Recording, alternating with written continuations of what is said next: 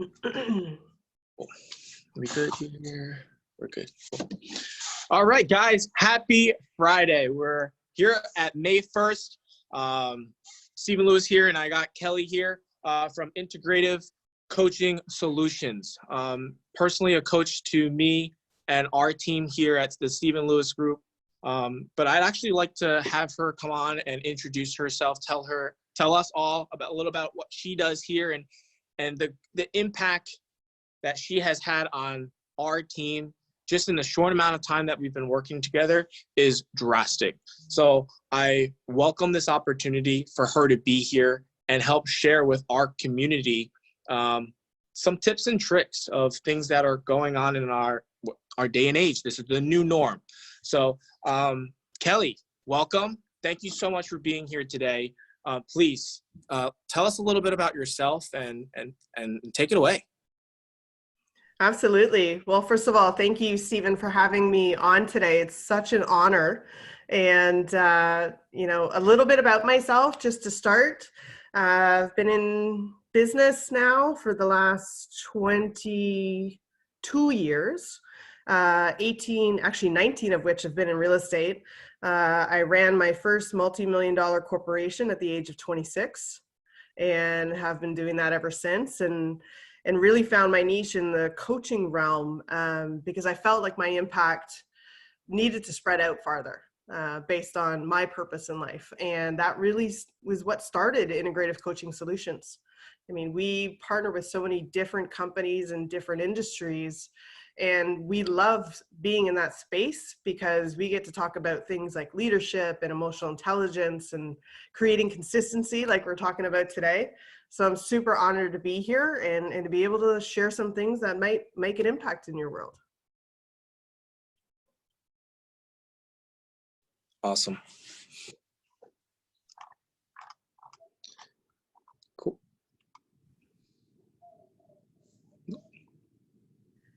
So Stephen, is there a place that you want to start with? Because I know, this conversation today can go a lot of different ways. Sure. Sorry, I think my connection had cut out, so I apologize. I was talking and I froze. You're good. Certainly, a lot of what I think we're seeing right now with a lot of our clients is the work from home now. That's their new norm, and they lost that consistency of waking up in the morning, making and doing their own morning routine, and then going off to work. Now it's roll out of bed and I'm at work in 2 minutes. So staying consistent with that topic. I think if you can help share some tips and tricks on just the new norm, how can we avoid, eating where we're working and working where we're eating, and then losing track of, holy cow, I feel like I'm working so much more, when in reality, it's maybe we're just not as efficient with our time. Yeah, I mean, there's so many things in that we could unpack. I think the first thing is, exactly what you just said, the new norm. Right? For many of us, when this first started, it almost in a way felt like somewhat of a vacation, right? It was new, it was different, right? It was something we weren't used to. And all of a sudden we had this free time and we could do all the things that we never had time to do, right? And we spent the first 2 weeks doing that. And then after that, when that honey-do list kind of went away, it was like, okay, now how do I work through this? And when you said new norm, that was perfect. Because I think a lot of us struggled with the fact that we were trying to get things back to the way that they were in this new environment. And that really isn't going to exist anymore. It's more about looking at what is and what will continue to remain versus looking at what was. So the first place is recognizing that, this isn't something that we can grieve over, which I mean, a lot of us are. We're grieving over losing how things were, and more looking at it as an opportunity to redefine and revalue how you spend your time, who you spend it with, and what makes most sense in the time that you have. So, when you can get to a place of creativity in that, then you really get to look at, okay, what is really important to me and what can be consistent in my life. And the first thing is getting out of bed.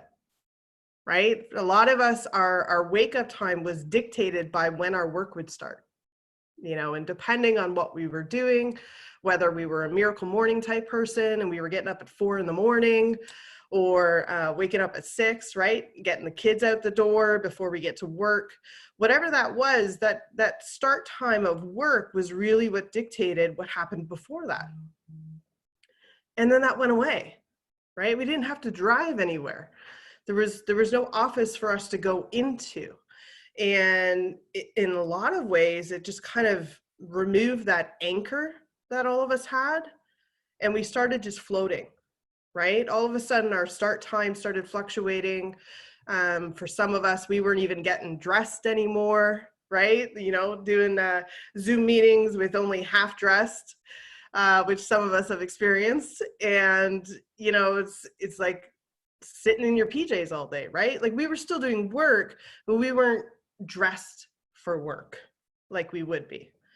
And, when you start to let that time that you normally get up go away and you start to not follow your normal routine of getting ready to work, the rest of the day kind of just ended up floating. And we lost this ability to have consistency and structure around our day, which didn't just impact our business, it literally impacted life, right? And for some of you that are listening, and you have kids and now your kids are at home, and oh, by the way, you need to be a teacher now too, right? It's all these things happening. And even though for some of us, we're ending up with more time, it really feels chaotic and stressful, right? So I would say the very first thing is pick a time to wake up and get ready as if you're getting ready to go to work. Because for some of you who are blessed to still be able to work from home, you're still working. And part of being productive in that work is getting in the right mindset of working. And those little things of structure you had prior to getting dressed, right? Putting on your makeup, brushing your teeth, getting the kids ready, even though they're not going anywhere, they still need structure. So having consistency there and still getting dressed as if things are normal will actually set you in the right place for consistency throughout the rest of your day. Because remember, motion equals emotion. And like I said before, a lot of us are in this grieving process right now, right? Because we've been working at holding on to what was normal for so much, and it feels like we're in this great loss. And I'm not negating that. I'm giving you a pathway to really look at, what are the next steps in that grieving process that can bring your emotions up, that can bring your energy up. And literally just the aspect of getting dressed, that's motion. That's progression. That's achievement. Even if it's tiny, right? That little tiny movement allows the chemicals in your body, the endorphins in your body, to start flipping into a positive mindset. And that's what really starts the consistency process for everybody. So I want to stop right there, see if there's anything you wanted to add to that. I just love the fact that, like, for us, it was just celebrating the small wins. We're always looking for those major changes. Yes. And once we got into the quarantine, it was waking up at 9 o'clock or 10 o'clock or even sometimes 11 o'clock and just making that small change and just saying, look, I still got to wake up at 8 o'clock, 7:30. And then you helping us and our team out, just, we were always knocking ourselves in the head. But, hey, in reality, let's celebrate that win. Let's celebrate the fact that we're still just getting up at our normal time. And, like, we sometimes think and look for the bigger wins, but in reality, it's like dumb it back down to the foundational items. Yeah. I mean, as a society, we tend to want to measure on the big goals, right? The big accomplishments in life. And what we forget is those massive accomplishments, they start with the smallest little tiny movement. That's what starts the momentum to that big win, right? And without those, that big win doesn't show up. So when we look at creating consistency, it's not, oh, let me create a schedule for my entire day and it's got to be jam-packed and structured and everything else, and I'm just going to step into that. That's not the way it works. We got to build momentum up to that. And the only way we can do that is by starting small. And we forget that sometimes. So once you actually set that time for yourself, right? And there's a difference between setting a time and committing to it. The next aspect is committing to what that action represents for you. You know, because our level of commitment in a lot of different things varies. You know, there's things that are absolute must follow through on, right? And we don't waver on that at all. You know, there's no doubt in anybody's mind that we will follow through on those particular things. And then other areas of our life, you know, we're committed, but we're almost committed in like, let me wait and see how it goes, right? Or I'll stick my toe in and see if it feels okay, right? So that it's almost like we're allowing ourselves an out on a what if. So when you're looking at consistency in your life, it's not just consistency around time, it's consistency around your commitment level. So what you're choosing to create in your life, what you're choosing to say, yes, I'm going to do this today, check yourself and make sure that what you are choosing is setting you up for success, not setting yourself up for an out. Because our brain is trained to go to the negative. And when we set ourselves up for an out, we're almost validating and confirming to our brain that that's the way we want to think. Because what happens when we set a commitment and we don't follow through? What do we tell ourselves? We beat ourselves up for it. Yeah, we beat ourselves up for it. We're really good at doing that. You know, we have that voice in the back of our head just constantly validating of we're not good enough, or look at this again, you didn't follow through again, or why did you do that?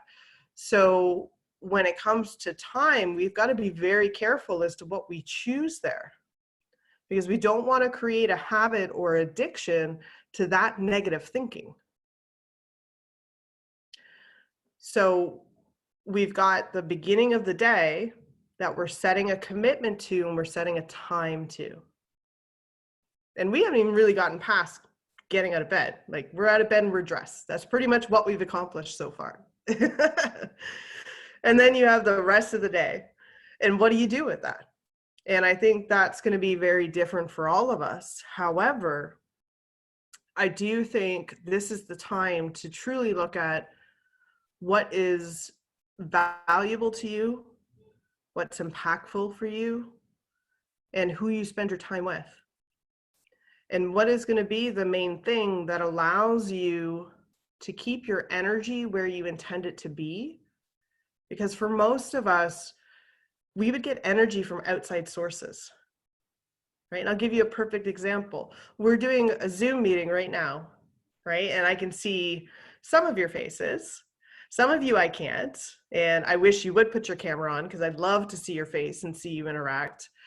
And, you know, yeah, there's a little bit of energy level with that, but it's not the same as me being right in front of you in person talking about this, because I would be giving you energy, and then I would also be getting energy from you. So the aspect of where I would normally pull energy from isn't around me anymore. You know, and that's the way it is for a lot of people, whether it was interacting with friends, socializing, or it was your coworkers, right? You, Stephen, you, the team, right? Not even being able to be together like you're used to. That was a lot of energy that we would get throughout the day, which now we don't have access to. And we're actually not aware of that normally on a conscious level. So when that disappeared, all of a sudden we're all like, I don't get it. I'm waking up tired, right? I don't feel as energetic as I normally am. I feel like I'm dragging my feet. right? And we don't have this concept of, why do I feel this way? Well, part of that is because our natural energy bucket isn't getting filled like it was.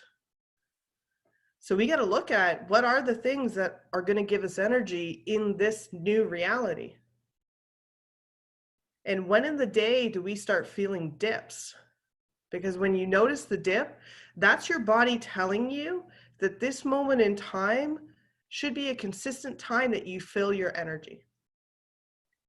And you can do that So in different ways. I have a lot of clients that actually bring that up, and they say, hey, you know what? I didn't start my day out the way that I wanted to, and I'll do it tomorrow. Tomorrow will be a better day, right? Mhm. What would you say for someone to help them? Like, you know what? I understand that you didn't wake up at the time that you wanted to. How can we kick them back into gear and say, look, there's still another half a day to go? You Yeah. know, like, you didn't screw up the entire day yet. What I'm seeing that a lot. I have a lot of my clients like, oh, I was supposed to do wake up yoga and I woke up late and now my whole day is screwed up. Mm-hmm. So what can we say there to kind of help them come back to reality and say, look, it's okay. You know, I'm seeing that a lot. Yeah. I mean, there are always going to be moments in time where, something pops up, and the intention for the day goes sideways, right? For whatever reason, and because our brain is so trained to stay in the negative space, that the minute something feels like it's been pulled out of your control, it'll go to a place of defeat. And that voice that we were talking about, will start to pipe up, right? And validate the fact that we're defeated.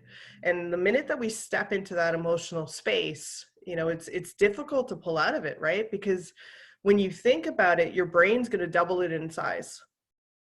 And then when you think about it again, it's going to double in size even more, right? So that concept of, hey, you have half the day left. Well, for them, it doesn't feel like half the day left, right? Like, it feels like that's it. It's done. Day's over. I have no chance. So for those, I always say, when you find yourselves in that moment, right? You can't control your first thought in that moment, but you can control your second one. And the way that we feel in that moment, allow yourself to feel it, right? There's no judgment around that. No one can ever judge how you feel in the moment. Allow yourself to feel it, but recognize that emotions only last 90 seconds. After that, we're actually choosing to hold on to it.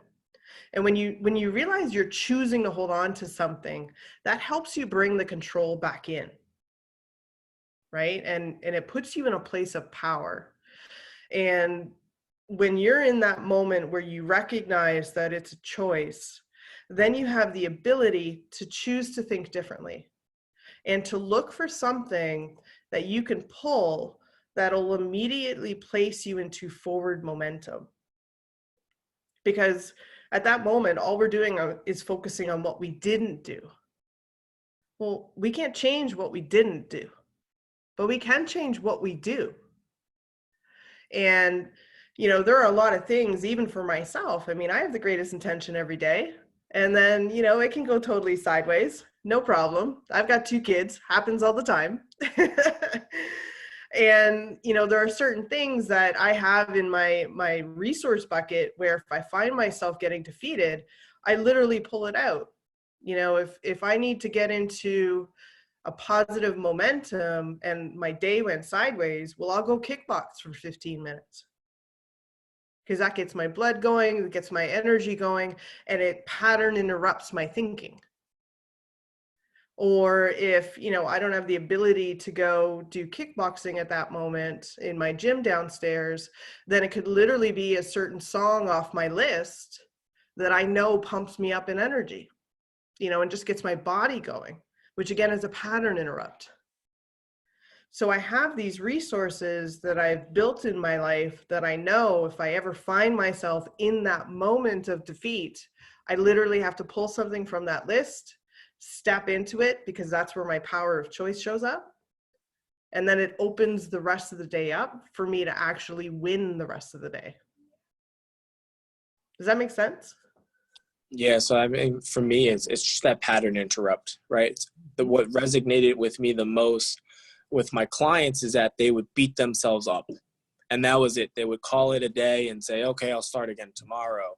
Mm-hmm. So the biggest takeaway that I'm going to now tell them is just, look, you gotta, yes, in the morning, XYZ interrupted you, but you need to find a pattern interrupt, and that motion equals emotion, and that emotion is only there for 90 seconds. So a lot of us just get sucked in and they dwell on it for so long. It's like, all right, tomorrow, so. Yeah, for sure.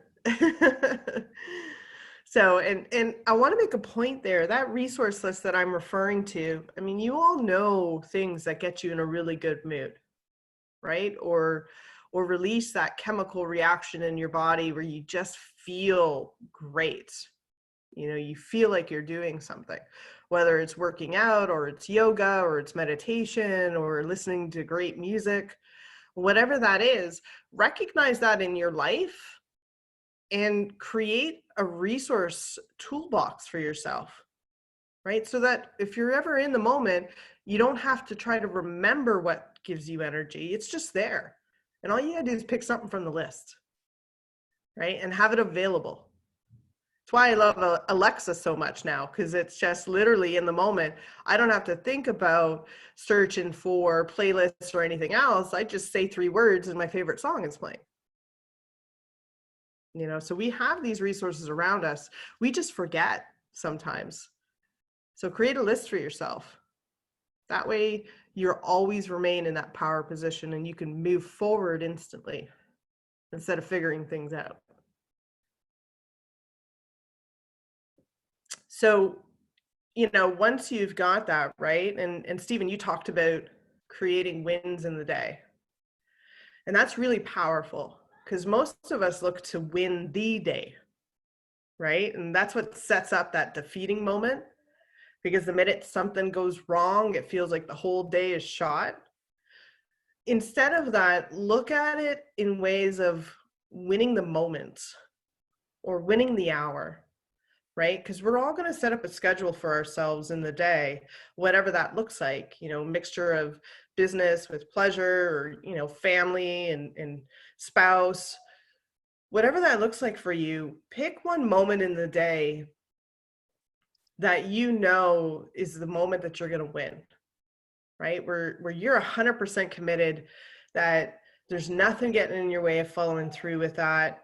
It's consistent for you. It's the one anchor in the day that will always represent that win, and celebrate that.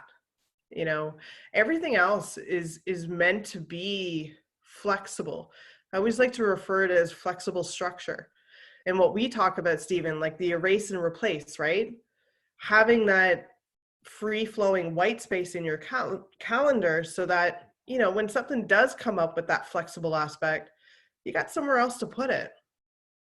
It's not just, oh, I never got to it, so that's it, I've lost. It's, oh, something's popped up, I can't do it right now, but hey, I've got time this afternoon, I could slot that in. I think a lot of us struggle with wanting to fill every minute of every day. And then we forget about all the things that help us sustain the day, like eating or doing things that give us energy, or even not eating for some of us, because food is so accessible to us right now. Just like you said, right? 2 minutes, you're at work and the food is literally just right there. So easy to snack all day. But a lot of us are falling in that trap because, in a way, our eating habits kind of morphed around the structure of our day. Some of us, when we had an extra 15 minutes between appointments, that would be the time that we would wolf down lunch, right? Or have a quick snack. But it's not like we ever really set time aside every single day at the same time every day to eat. It was, where could I fit it in? Well, now we got a lot of space to fit it in for some of us. And because we never had that structure there to keep us in line with our eating habits, now it's almost like a space filler, and also a sense of comfort. Have you ever heard of the term stress eating? Yeah? Okay. So do you know where stress eating comes from? No? Like, is it endorphins in your body that sends signals to your mind, like, you know what, just start eating, and then it like kind of dissipates what's going on? Yeah. So stress eating is along the same lines as being addicted to drugs or alcohol, also smoking. And the reason, those are all connected is because when we were kids, right? For a lot of us, when we were babies, the way that we would get soothed is either through the bottle or breastfeeding, right? That oral fixation. And whenever that happened, that's when we would calm down as babies. So we developed this habit, this chemical reaction in the brain, that if something was in our mouth, it would relieve our stress. And then when we were, weaned off of the bottle or breastfeeding, and for some families were given the soother or the pacifier, right? And that would be our way of calming down. It would enhance that oral fixation. And when you look at, an adult life where the way that we relieve our stress is through that oral sensation, that's when you get the liquor, the drugs, the smoking, the eating, because it's the sense of putting something in your mouth. So now think about that, and then bring us into a moment where, as a society, a lot of us are stressed. And that program that we learned when we were babies is now being triggered.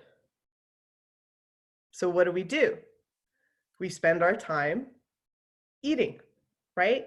And we're doing it without even really being hungry. It's almost like something to do. And unconsciously, it's because in some levels, we're very stressed, right? We feel out of control. We don't feel productive. We don't know what to do with our time. And as our brain cycles through all those thoughts and feelings, it's looking through all the compartments and saying, okay, how can we handle this? What have we learned before that helps us manage this? And now all of us are operating in what we used to do as babies, and we're constantly eating. So, to keep you from falling into that pattern that we've learned, right? And it's still there and will always be there.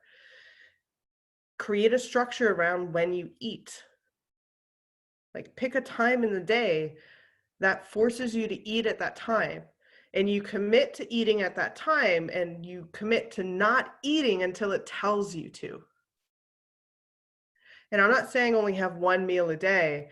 You can have your snacks, but pick your times for your snacks, pick your times for your meals, and if possible, prep them ahead of time. Because then you take away the possibility of pulling all the snacks that's not good for you, right? For the sake of ease. If they're all prepped ahead of time, then it's just literally picking what's there, and that's what you eat, and you eat at the time your schedule tells you to. And that'll get you back into the rhythm of eating what's really meant to give you energy and productivity, and help you, flatten the curve here, as well as, making sure that you're setting up habits that aren't going to be detrimental to you when you do get back to work, and you get more structure in your life. Any thoughts around that? Do I sound like in left field? No, this is awesome. I'm just taking my notes over here too. I mean, I fall into that. I don't know how we got onto stress eating, but I fall into that. It's, with all of this spare time, it's like, oh, write up a contract here, or let me deal with this phone call. And then after a client phone call that might have been stressful, it's like, let me take a quick minute to get up and take a breather. But I ended up putting, some food in my mouth. So, plan your meals ahead, helping me get back into the rhythm. Was a really big one. Just planning my meals ahead and be like, you know what? Okay, I'm going to snack, but here's my next snack, and this is when I'm going to take it. So Yeah. that was huge. Yeah.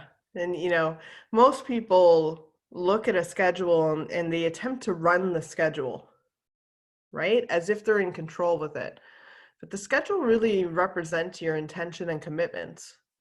And when you do it right, the schedule is meant to run you. You literally wake up in the morning and that day, that calendar tells you what to do. And you don't argue with it because it represented your intention for the day. It's almost like arguing with yourself. It doesn't make any sense, right? It's like saying no to your own goals for that day. Really weird. So instead of, looking to run the schedule, just allow it to dictate what you do, right? Because what you put in your schedule is important. So if it was important when you put it there, it's very unlikely that that importance level has changed. So allow it to form the structure in your day and allow it to give you the flow and allow you to follow through on the commitment level you had when you first put that thing in your calendar. And that's truly where the validation shows up and the consistency. And so I actually had a lot of friends and clients reaching out about their schedule. They're doing a lot more reading than normal, and they're like, hey, I know that entrepreneurs usually create a schedule for themselves and follow it hour by hour, rather than maybe here or there. There's a lot of white space for them.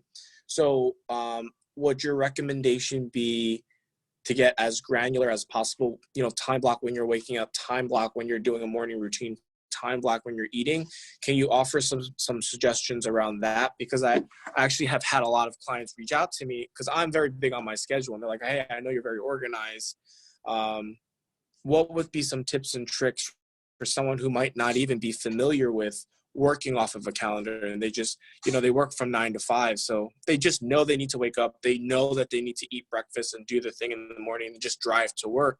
For someone now who's working from home, what strategies do you think you can suggest and offer for someone who has no clue how to even create a schedule?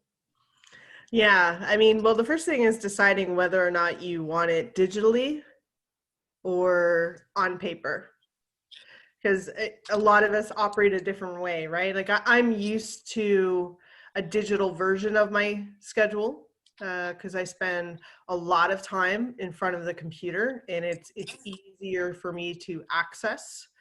But I am also old school in my schedule as well, where, I do have my written out schedule, and it's actually more expanded than my digital one because it's got a lot more things in it.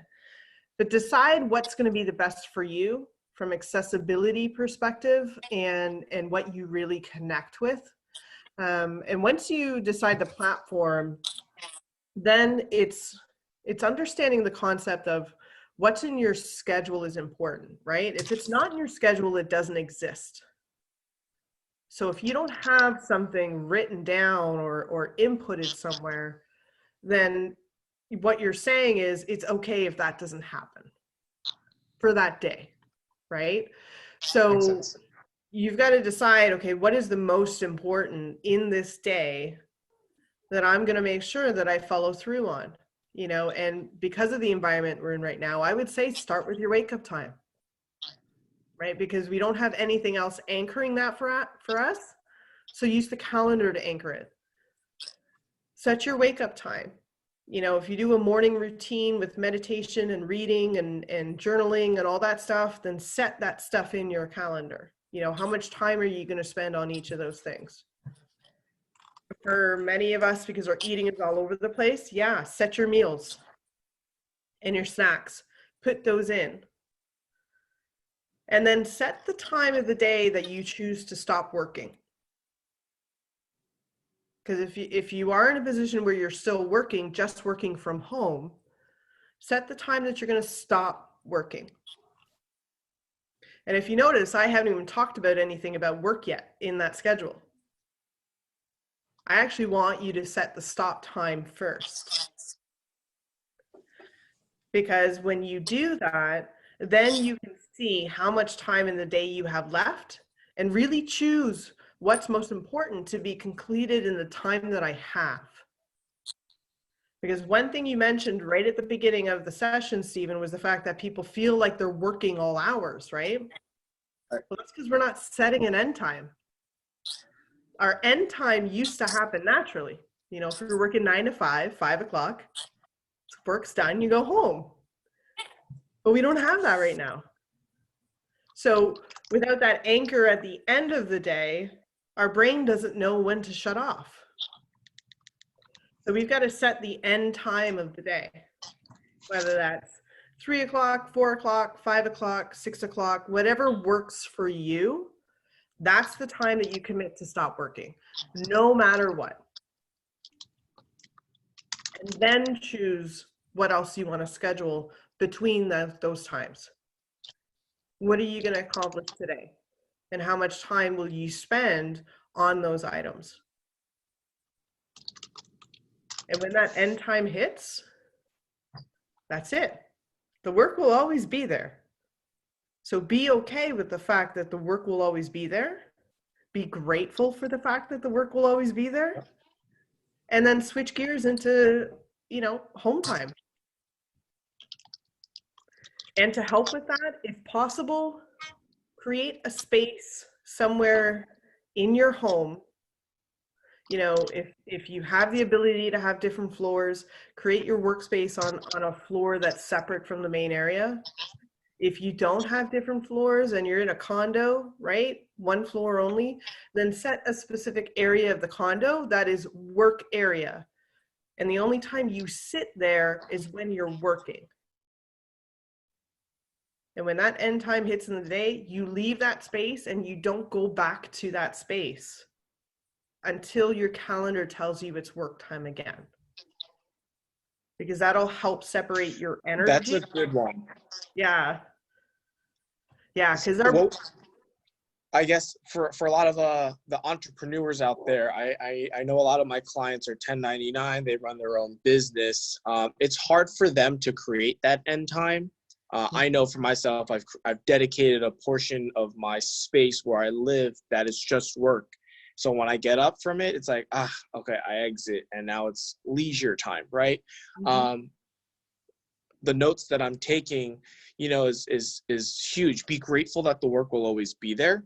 Mm-hmm. What support and guidance can you offer us for those who may be working 1099? How do we create that separation where sometimes it's like, the fear of the client's going to be there. It's just going off of be grateful that the work will always be there. Mm-hmm. But I have someone who sells jewelry, right? And they're catering to people around the world where it is different time zones. Mm-hmm. So for people like that, how do we provide the support and the guidance to create that end time? Is it an end time for the entire night, or is it like an end time throughout the day? Hey, pause, break, have your snack.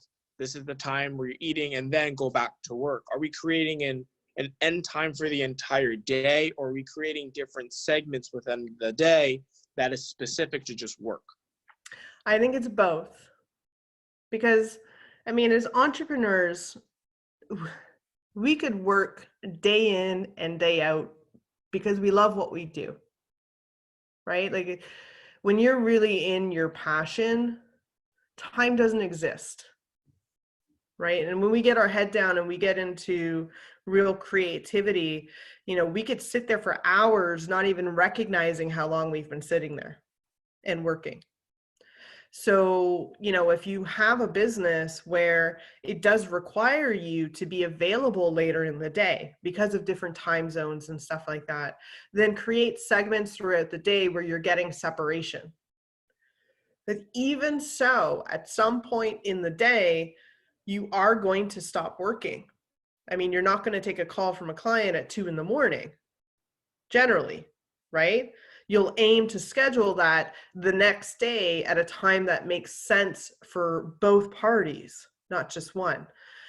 So you will have at some point at the end of the day a cutoff where you just naturally say, okay, I'm closing the book for today, right? And I'll start again tomorrow. But if it does go longer in the day, then yes, create those segments, right? Where you get that personal break in little pieces throughout the day to help keep your energy level up so that you remain productive into the evening. And then, you know, there's another aspect of it as well as entrepreneurs.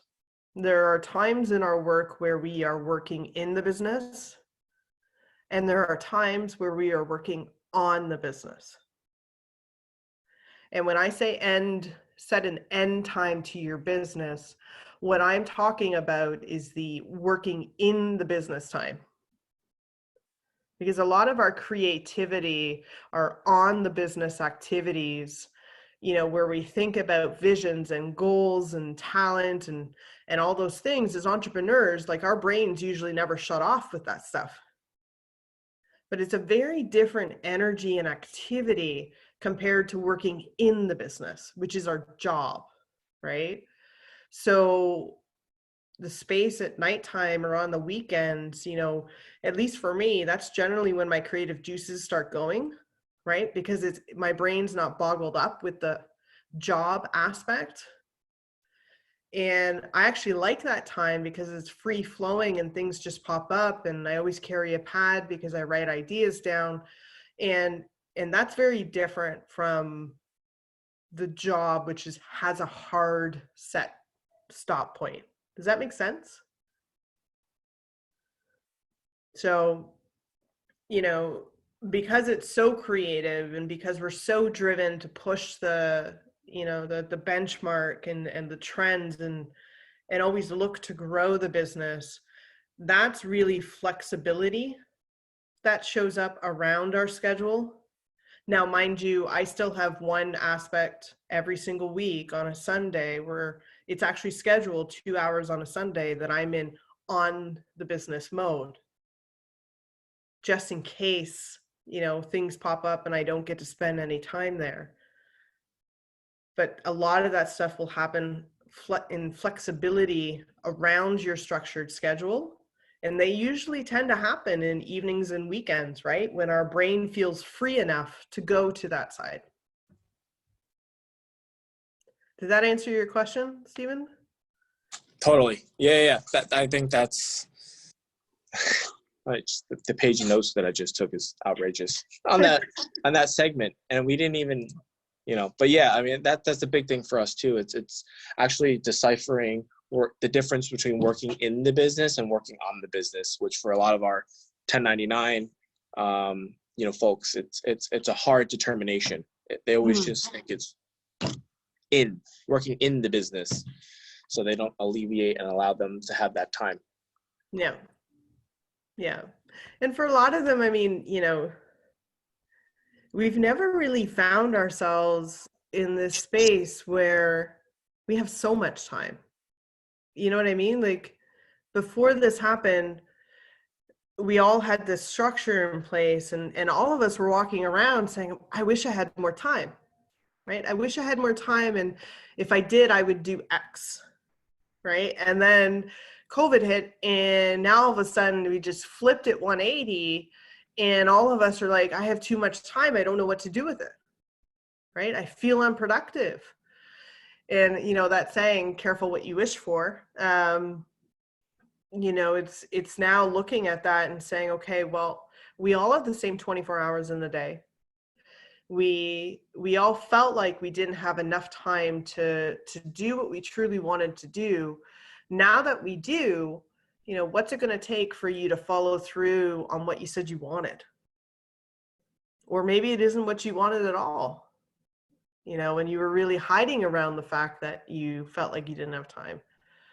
And, you know, I truly look at this as an opportunity to step into the things that are going to cause greatness in your world.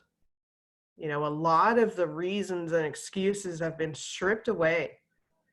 And this is the moment that, you know, I think for many of us is going to define what our future looks like.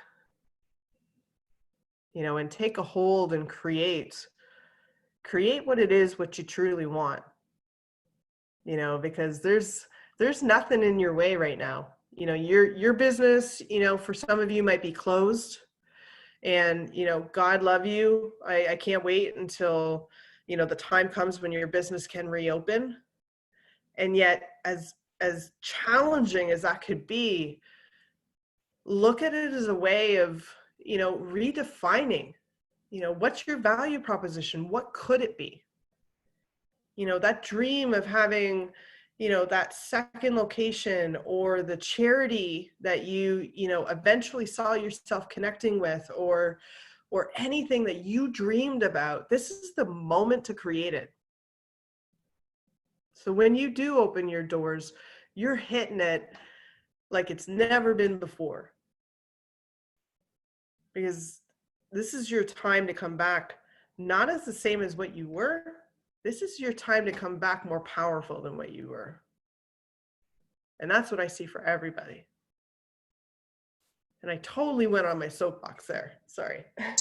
No, seriously. I mean, as we start to wrap up, it's like, it's crazy how we didn't even cover an entire day. That it's so impactful that these small little minute changes can help us implement those different stages within the day. Yeah. You know, as small as just creating that end time. And it's not always an end time for us entrepreneurs, but just differentiating different times of how we're going to focus on the business, I think is huge too. For us as real estate agents, it's, you know, maybe during the 9 to 5 is more working in the business, and then after hours is working on the business. So those key takeaways, just for myself as a real estate professional, is huge. But I think that's the hurdle for a lot of my clients and customers that we're seeing, is they're intermingling all of their spaces. And where we live here in Hudson County, we don't have a lot of space. You know, we're living in these shoe boxes. So when you have clients have a home office out of their bedroom, it really hurts them. And they're like, oh, I'll get to the work later. And, you know, so I think creating that schedule is huge. And a lot of these folks that we deal with are not familiar with that. And I think as starting out so granular of just determining, is it going to be an online digital calendar, or is it going to be something that you write and have an actual physical planner that it's just something so small that it's so overwhelming. Hey, create a schedule. And it's like, okay, well, where do we start? You know, and just building on that. So having that starting ground of just waking up, putting that in your calendar and just sticking to that and like build off of that. Cool. You know, let me build in my yoga time. Let me build in the time that I'm actually going to start snacking. And then now it starts to come together where you're decreasing that white space. You're decreasing that time of where you would kind of just get all screwed up because there is no structure. Yeah. Yeah. Because really what you're doing is creating clarity, right? A lot of confusion and stress and anxiety shows up when we're not clear. And white space, unless intentional, represents a lack of clarity. You know, so those little things that we talked about at the beginning are huge. And something you mentioned around, you know, living in a shoebox and having your home office out of your bedroom, right? Think about things that will help you energetically separate the space. I mean, if you have a little desk against the wall in your bedroom, right? That's a mixed space. It's really hard to separate that from an energetic level, meaning when you get up from the desk and you walk towards the bed, it's an automatic release and switch in your mind around where you are, you know, work versus home. So look at things that can help you separate the space. You know, maybe it's specific pictures or paintings that you have in your workspace that help visually separate it. You know, if you have the possibility, I know for me at home, my home office is in my basement, but that's also my kids' area. So the wall that my office is on is a different color. So visually, it triggers my brain to think it's a different space. right? So you I can like do that. And that's a something. small change. You know, Mhm. it's very easy for someone, especially in a smaller type of confinement area. Change the wall color. I've been painting all Yeah. week, so I know how Yeah. difficult painting is now. But you know, just changing one wall is super. Like when you sit down and you have your computer screen here and you're looking, it's like, wow, okay, I'm in workspace. And just as you can turn, it's like, okay, cool, like back to leisure. So Yeah. that small change too, I love that one. Yeah. That really, really helps. You know, and if you can't paint, just put visual anchors that appear separate from the rest of the decor of the room, so that your brain can see the difference between the two. And remember that, you know, the colors you have around you are going to impact how you feel and what your energy is, right? Bring some greens, some blues, some yellows around you. If you can have diffusers in place, right? Some essential oils or fragrances that just trigger a very positive, calm feeling. Have those in your workspace as well, so that, you know, from a sense perspective, it's not just, you know, the brain saying, yes, I'm going to sit down at this desk and that means I need to work. You're getting the visual trigger of that. You're getting the smell trigger of that, so that you're training your brain to be able to separate the two spaces.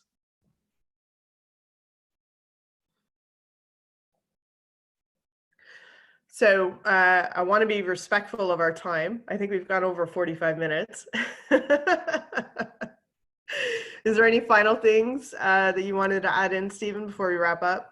No, I mean, you hit on a really, you hit some really good key points that a lot of people are just not seeing, that it's right here in front of us, right? I think even for myself, I have an essential oil diffuser, but I'm using the wrong damn oils, right? So it's just maybe putting more of like a calm one if I'm relaxing, and then like a more like eucalyptus or some other type of oil. So like it separates, Mm-hmm. you know, the workspace from the personal space, which is Yep. small little changes there too, right? And Mm-hmm. it's just triggering the brain. I think that's a big one, and just um, training the brain. You know, that was the biggest note that I took away. It might not be instantaneous or immediate, but over time, it's like, okay, I turn on the diffuser and ooh, work mode, work mode. I think I might need that for all of the stress that I have. Anyway, so it's like, for me, it's like double benefit, right? Yeah. But yeah, totally. Kelly, can you just verbally tell us some of your contact information? Perhaps maybe some clients can reach out to you and seek some advice and guidance there. We'll also post your information for below. For those of you who are watching this recording, if there's topics that you'd like for us to cover, or maybe you had some tidbit last minute questions that you think Kelly can help with, you know, drop them in the comments below. We'll definitely get that to her, and she'll get that addressed. So Kelly, if you just want to shout out your contact information on how maybe someone can get in touch with you. Yeah, absolutely. I mean, follow us on Facebook, Integrative Coaching Solutions, or Instagram at Integrative Coaching Solutions. You can also reach me personally, Kelly, Kelly, at integrativecoaching.ca, or text me on my cell, 416-735-8791. We'd love to hear from you any way that we can support. And again, Stephen, truly honored that we were able to add value to you today. Definitely. And Kelly, thank you so much for everything that you do for our team. And I'm really happy that you were here today. Everyone else, again, watching here and involved here today, I hope this brought a little value to you in your life, and stay safe with everything that's going on. Kelly, thank you again. Enjoy the rest of your Friday, and happy to the weekend. Yes, absolutely. Take care. Thank you. Take care. Take care.